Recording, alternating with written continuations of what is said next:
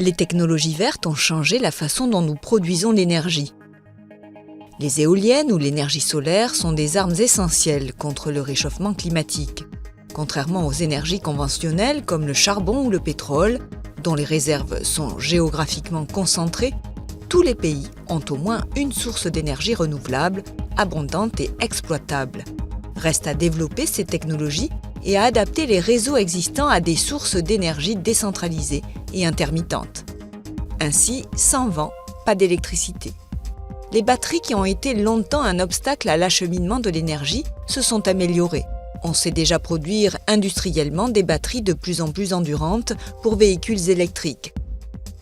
Prochaine étape dans quelques années pour les piles à combustible à hydrogène. Les logements pourraient être équipés de systèmes de stockage d'énergie couplés à des panneaux solaires de plus en plus puissants. On produit déjà 2 fois plus d'électricité propre que d'électricité nucléaire et la consommation d'électricité verte mondiale a été multipliée par 5 depuis 2000. Les progrès technologiques et la baisse des coûts de production de l'énergie solaire ou éolienne, ainsi que son stockage, ont entraîné une augmentation de la production de l'énergie verte à l'échelle mondiale.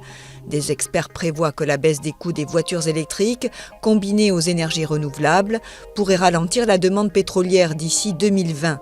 Les secteurs de l'énergie et du transport routier représentent environ la moitié de la consommation d'énergie fossile. Cependant, même si la production d'énergie solaire et éolienne continue de croître très rapidement, les scientifiques craignent que cela ne soit pas suffisant pour maintenir le réchauffement climatique à moins de 2 degrés, l'objectif de la COP 21.